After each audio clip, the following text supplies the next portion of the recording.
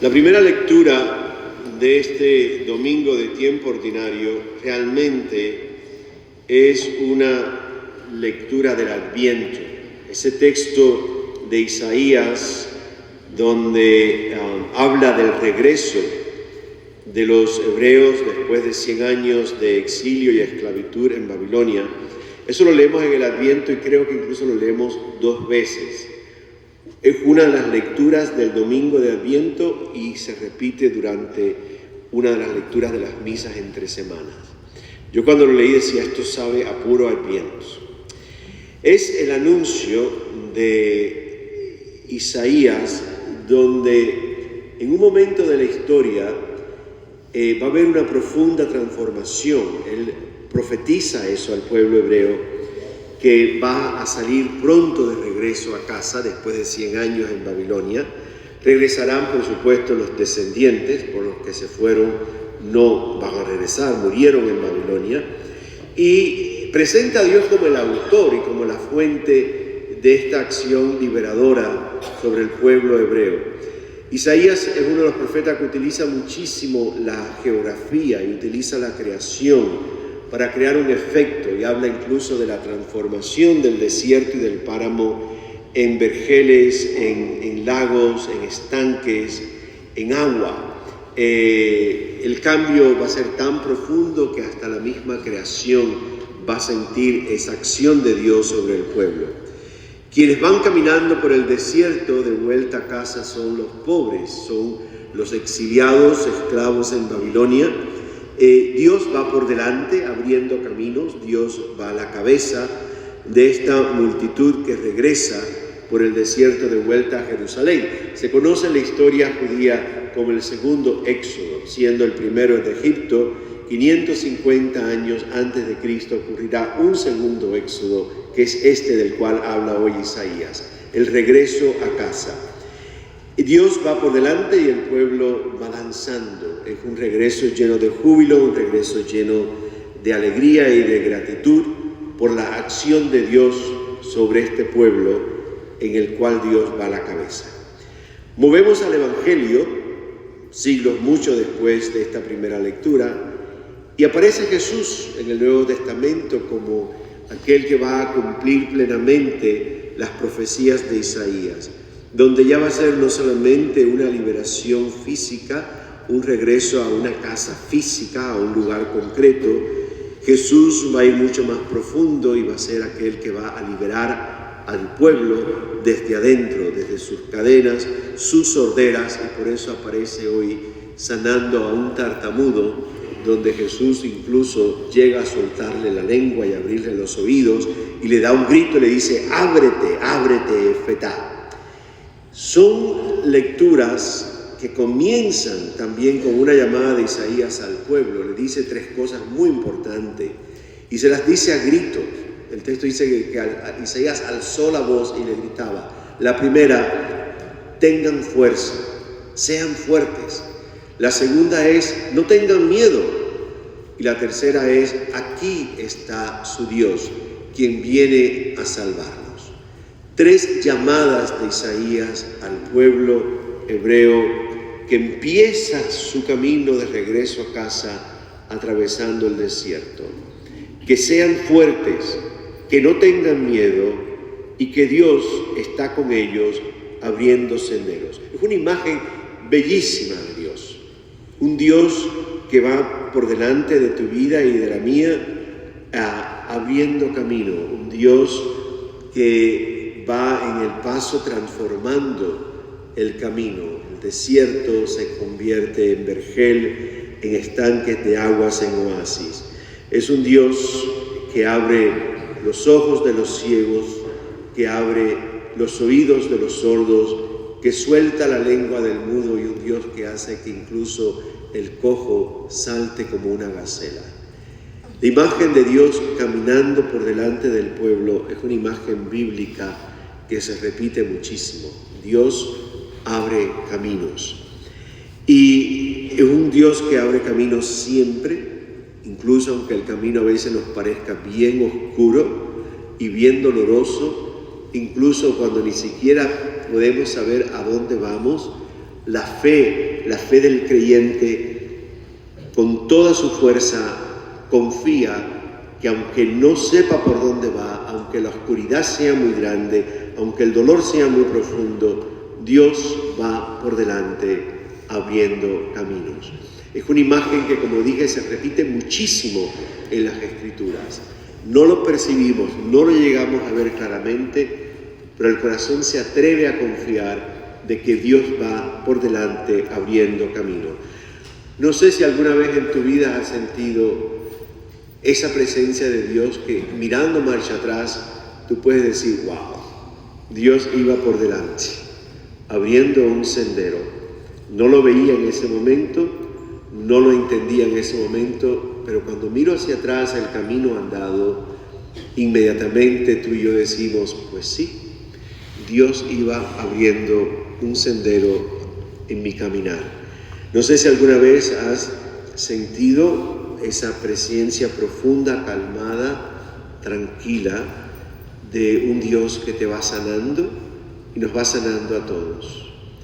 Si has sentido alguna vez esa presencia tranquila, callada de Dios, que va sanando tu interior y el mío y que va abriendo nuestros caminos, entonces lo único que podemos hacer es lo que hace el pueblo hebreo: danzar, cantar y dar gracias por ese Dios que va delante de ti y de mí abriendo caminos. Todos nosotros, gente, de alguna forma u otra, somos sobrevivientes de largos caminos. Si nosotros pudiésemos oír la historia de cada uno de nosotros aquí en esta iglesia esta mañana, nuestras historias son de sobrevivencia. Muchas veces fuimos sobrevivientes de etapas y momentos donde no teníamos ni idea lo que iba a pasar, ni por dónde iban a salir las cosas. Y hoy, mirando marcha atrás, entendemos que Dios iba por delante. Jesús en el Evangelio, como dije, aparece como aquel que es la plenitud de cada promesa de Dios. Jesús conecta muchísimo con el sufrimiento de nosotros los seres humanos. Jesús se envuelve profundamente en nuestras vidas. Tan profundo que el texto de hoy es hasta gráfico. Jesús mete los dedos en los oídos del tartamudo. Y después que mete los dedos en los oídos del tartamudo, Jesús agarra saliva de su propia boca y con ella toca la lengua del tartamudo. Más íntimo, más profundo, más envuelto no puede ser. Y aparece como aquel que no solamente nos toca en el hombrito, sino que entra profundamente, dedos en los oídos, salivas en la boca, entra profundamente en tu sufrimiento y el mío. Lo hace con un inmenso respeto. A mí me encanta este texto porque dice, y puso aparte al tartamudo. Se lo llevó lejos de la gente. Jesús no quería convertir a este hombre en un espectáculo público, no quería hacer un show, no quería hacer un circo del sufrimiento de este hombre. Se lo lleva aparte, a un lugar tranquilo donde Jesús va a actuar de una forma muy profunda y muy íntima en la vida y en el sufrimiento de este hombre. Jesús respeta muchísimo tu dignidad y la mía. Respeta nuestro sufrimiento y no lo convierte en un espectáculo. No sé si alguna vez en tu vida has sentido esa voz profunda y calmada de Jesús de Nazaret. Una voz que a veces es un susurro, una voz que a veces es un grito, pero que casi siempre conlleva de alguna forma o de otra lo que le dice hoy al tartamudo sordo. ¿Qué le dijo? Ábrete, ábrete, éfeta, abre tu interior, abre lo más profundo de tu ser, ábrete. Las imágenes de Dios que aparecen hoy, este texto de Isaías y el Evangelio, están bañados de esperanza, gente. Está bañado de cumplimiento, de plenitud, de un Dios que es salvador, un Dios que hace justicia, un Dios que trae recompensa, un Dios que toma a su pueblo y lo regresa a casa, un Dios que va por delante abriendo caminos, que va transformando las rutas, un Dios que nos pide a gritos, Hoy el texto decía, gimió literalmente, Jesús gimió mirando al cielo y gritó, ábrete. Un Dios que nos suelta la lengua, como el tartamudo, para hablar con claridad y para hablar con fuerza. Yo empecé a escribir esto a principio de la semana, del lunes y el martes. Y me di cuenta que yo estaba escribiendo esto a la luz de la fiesta hoy de la Virgen de la Caridad, copatrona de Miami y patrona de Cuba. Y de buenas a primeras me empezaron a llegar a mi mente las imágenes de los últimos meses que me han mandado de Cuba, de los basureros en las calles de las ciudades. Imágenes de una de las capitales más hermosas que tuvo Latinoamérica. Hoy es una ruina, literalmente es una ruina la ciudad de La Habana. El país entero es una ruina. Y yo decía, qué ironía tan grande. Yo estoy hablando del regreso de exiliados, estoy escribiendo sobre el Dios que va por delante, abriendo senderos, un Dios que hace justicia. Qué difícil se me hizo entonces seguir escribiendo. Muy difícil. Porque hablar hoy de un Dios que va por delante, abriendo senderos, hablar hoy de un Dios que hace justicia en los contextos de nuestras historias es muy difícil. Hablar de una situación de un país que espera un Dios que haga justicia, que salve, una nación que espera 65 años ser libre, que espera ser reconstruida, que espera ser sanada. Hablar de una nación que espera 65 años por un Dios que vaya por delante y que rompa cadenas, y de un Cristo que suelte la lengua y abra los oídos, es muy difícil. Yo decía, pero los hebreos fueron 100 años, digo, Dios mío, nos quedan 35 más. Es muy largo este camino. Y me di cuenta tristemente que esa situación que yo concretamente pensaba en Cuba, que fue donde nací, la están viviendo también Venezuela, la vive Nicaragua, la vive tantos lugares en el mundo en estos momentos. Tantos países de todos los diferentes continentes esperan un momento de paz y esperan un momento de justicia y esperan un momento de luz. Pregúntale a alguien hoy de Ucrania, pregúntale a alguien hoy en el Medio Oriente, ¿qué esperas? Y te van a decir lo mismo, esperamos la paz y esperamos la justicia y esperamos un momento en que podamos vivir sin miedo. Pensaba en la gente que vive en las calles de Miami, en las calles de todas las ciudades de Estados Unidos. Gente que ha llegado y que no tienen dónde quedarse. Familias enteras, buscando un trabajo, buscando un colegio, buscando medicina, buscando comida. Aquí en la parroquia lo vivimos diariamente. Y yo decía, qué difícil es no perder la esperanza. Y me di cuenta que muchas veces estoy casi en el suelo. Y yo mismo tengo que agarrarme por los straps, como se dice, la gente lo que se ponen los viejos para que los pantalones se le caigan. Los tirantes. Por los tirantes mismos me tengo que agarrar para arriba para sacarme yo del hoyo de la desesperanza, porque lo que te golpea es muy grande, un tsunami lo que te golpea. Y me di cuenta que si en un momento de la historia no podemos perder la esperanza, es esto. Es un momento que tenemos que sacar del fondo de las reservas que tengamos de fe, no perder la esperanza. Una esperanza esperanzada, no una esperanza desesperada, sino una esperanza de verdad esperanzada. Que saquemos fuerza donde a veces casi no nos queda fuerza.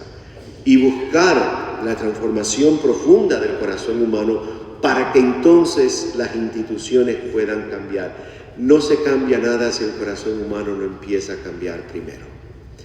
Y tenemos que buscar esa fuerza. Vivimos en un mundo muy roto, vivimos familias rotas, vivimos hasta el clima roto, vivimos en comunidades religiosas rotas y tenemos tenemos que mantener la llama de la esperanza viva.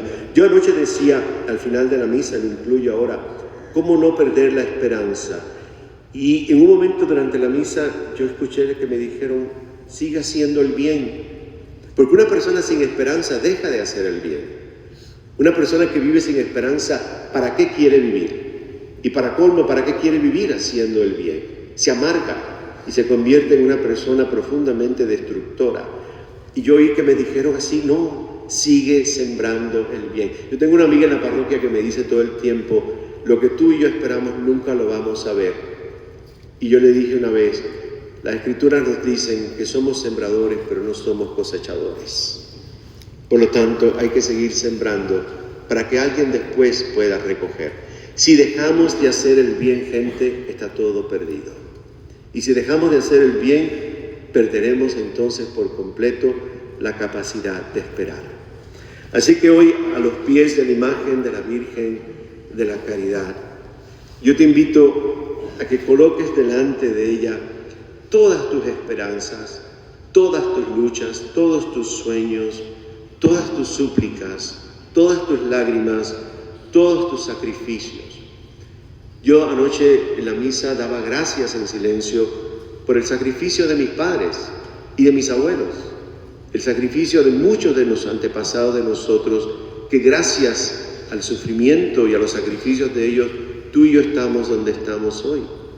Sin ellos no estaríamos donde estamos hoy. Yo te invito a que a los pies de la Virgen hoy coloques todo lo que tú eres, todo lo que estás viviendo. Es una advocación con un nombre bellísimo, la Madre del Amor, la Madre de la Caridad. A ella le traemos nuestros niños, los vivos, los que ya no están vivos. Traemos a nuestros padres vivos y difuntos, a nuestros abuelos. Traemos el grito de un pueblo que pide ser libre y que espera ser libre. Traemos todo aquello que vivimos y le pedimos a ella, nuestra Madre del Amor, que nunca nos abandone, que nunca nos deje de amarnos, porque si hay un amor que sana, es el amor de una mamá. Le pedimos a ella que escuche el corazón de cada uno de nosotros, nuestras súplicas, las realidades con las que tenemos que lidiar todos los días. Le pedimos paciencia a la Madre, le pedimos constancia a la Madre. Y le pedimos a ella que nos ayude y nos rescate de las aguas turbulentas que muchos de nosotros vivimos hoy en día. Igual que salvó a los 3 Juanes en el botecito que está a sus pies de las aguas turbulentas de aquel día en la bahía de Nípe. Que la Madre de la Caridad, la Madre del Amor, cuide de todos nosotros, nos acompañe y que ella nos muestre siempre el camino a Cristo, el mayor regalo que nos ha hecho la Virgen.